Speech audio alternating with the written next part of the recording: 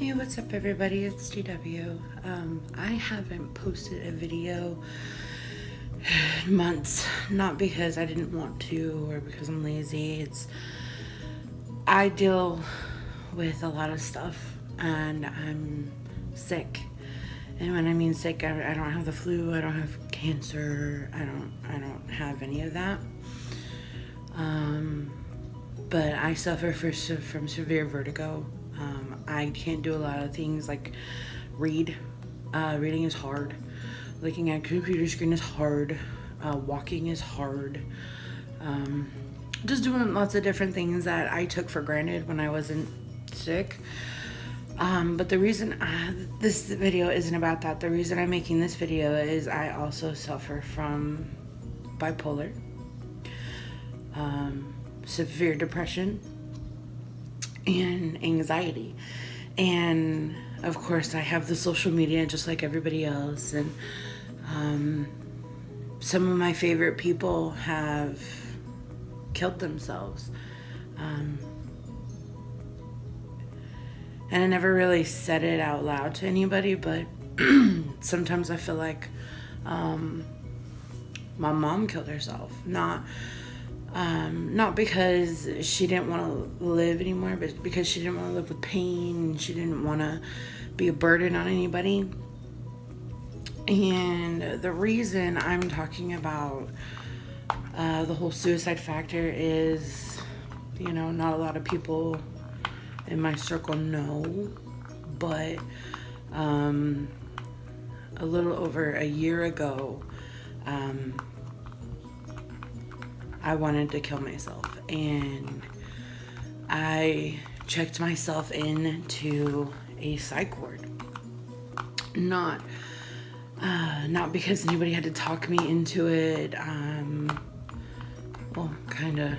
It's hard to explain. Now, a lot of things that I've been seeing posted are, if you're having thoughts about hurting yourself, or if you're having thoughts about killing yourself, please speak up. And I 100% agree with that. Speak up, say something to somebody. Somebody out there wants to help you and wants you to know that you're loved, and they don't want anything to happen to you, and you mean the world to them. And there's also some negative shit out there, like it's selfish to kill yourself. It's a permanent solution to a temporary problem. It's that think about the people you love before you do things like that. And I cannot speak for everybody who's attempted suicide or wanted to kill themselves or has killed themselves or anything like that. I can speak from what goes through my mind when I attempt to commit suicide or when I've thought about doing it.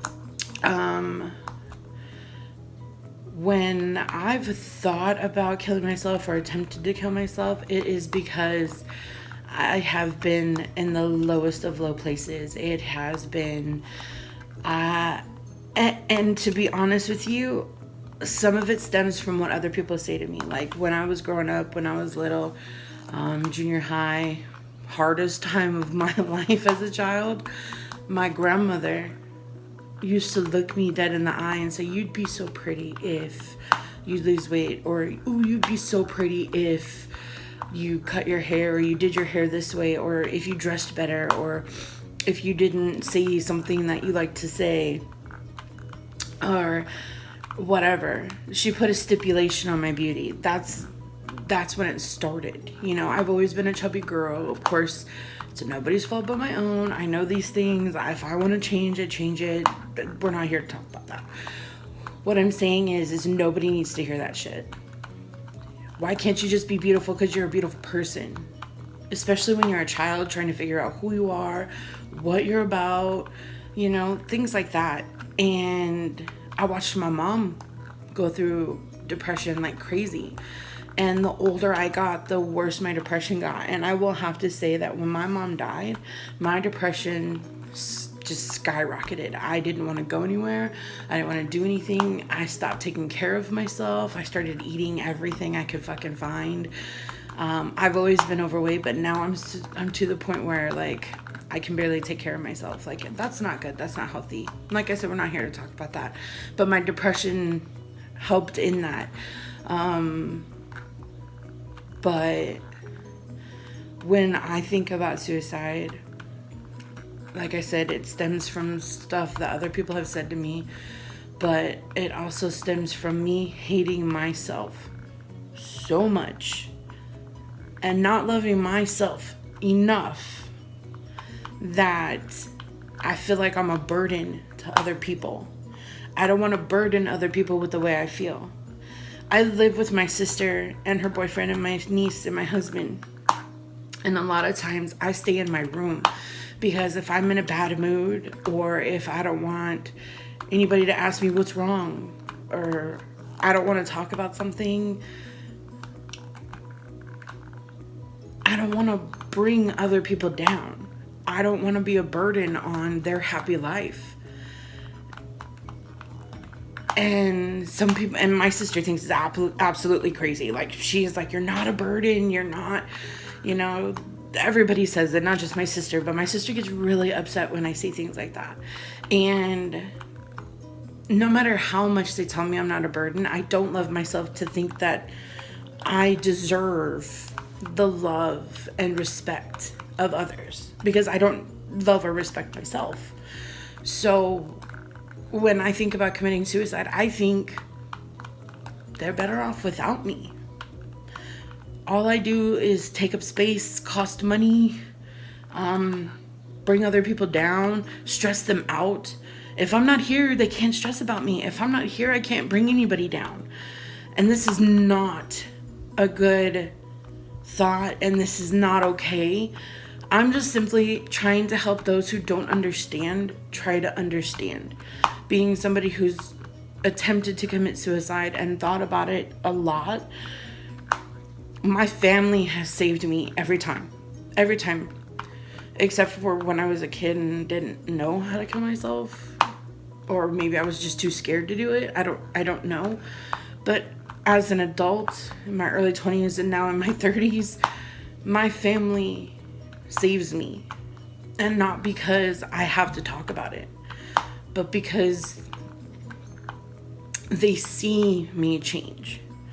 And those who want to see it will see it. A lot of people don't want to talk about it because people think mental health isn't a thing. And I've had people saying, I know you think about all the negatives, but I want you to think about the positives. We do. People who think about suicide do think about the positives. We try to keep it going as long as we can. And if we could just turn that switch off in our brains that says, only think about the negatives, only think about the bad stuff, only think about why your life is so terrible or why the things you do are so terrible and why you can't love yourself and blah, blah, blah. If we could just turn that off, we would. We don't like being depressed. We don't like bringing other people down. We don't like feeling this way. We don't. That's why it's called illness, not choice, not mental choices, mental illness. And we're judged for it. People with mental illnesses are judged for it. There's such a stigma around it that nobody wants to talk about it because nobody understands it. People who don't have it don't understand it. The people who are happy a lot of the time and just deal with their problems as they come, they don't get it. They don't understand what it's like to be miserable 24/7 and have to pretend that everything's okay. Because when people ask you what's wrong, you can't tell them what's wrong because there's not one specific thing that's bothering you. You're just sad and lonely and down for no reason. You know people love you. Your family loves you. Well, I can't speak for everybody, but people love you and people want to be there for you and people want to help you and they want to do all these wonderful things to take care of you, and that's awesome. And coming from somebody who's wanted to kill themselves, it feels really good when somebody's like, nope, I'm here for you. I'm right here. I'm not going anywhere. Ooh, I'm gonna get emotional. Ooh. Anyways, it's a really good feeling knowing that people are there for you. And a lot of people the people who say it's selfish, we're not thinking about the easy way out. Do you think killing yourself is easy? You're having to cause yourself pain, or hang yourself, or cut yourself, or OD on pills, and you know somebody's gonna find your body. Somebody has to clean that fucking shit up. You know, there are lots of different things that go through your mind. It's not like, oh, you know what? Today's the day I'm gonna kill myself. I'm gonna blow my brains out. This is what it's gonna be. And that's the only thing you think about? No. You think about your friends. You think about your family. You think about the pain that they're gonna go through. And I justified the shit out of it. I did. I told myself, you know what? My sister is strong. My husband is strong. My niece will bounce back. They'll be fine, you know. And maybe they would. Maybe they would get over it, but they would never be the same. They would never be the same. Think about the natural losses that you've had in your life. Family members who've passed away from cancer or heart disease or old age even. You're never the same, you know.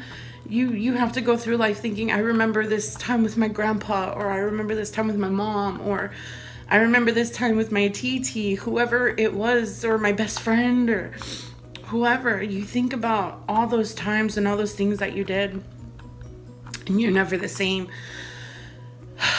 But to kind of give you perspective, we do care. We do think about the people that we're gonna hurt. We're not trying to be selfish. It's probably the least selfish thing that we're thinking of.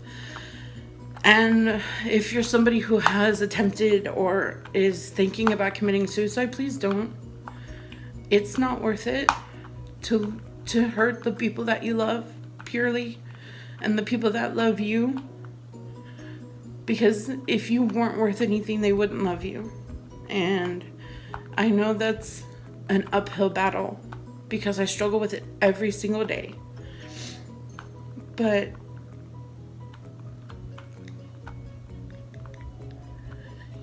to quote one of my favorite people in the world, Jared Padalecki, who's from Supernatural, maybe cheesy, but you are enough. You are enough. You're imperfectly perfect. You are enough, and you need to love yourself first and know that people care, and you need to always keep fighting, because nobody wants you to give up.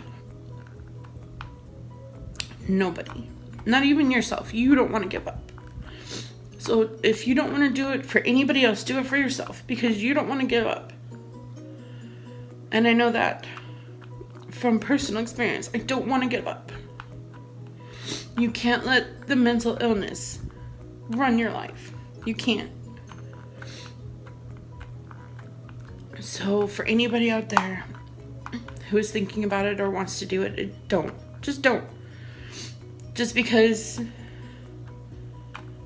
you are loved and people are here for you.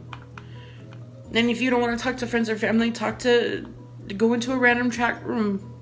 They have hotlines, they have chat, they even have text messaging now, so you don't even have to talk to anybody. They have chat rooms you can go to. You can type to people, like, if you're embarrassed. Nobody has to know what you sound like. Nobody has to know your name. Just take care of it. Take care of yourself. People love you. I love you guys. Thank you for listening. Bye.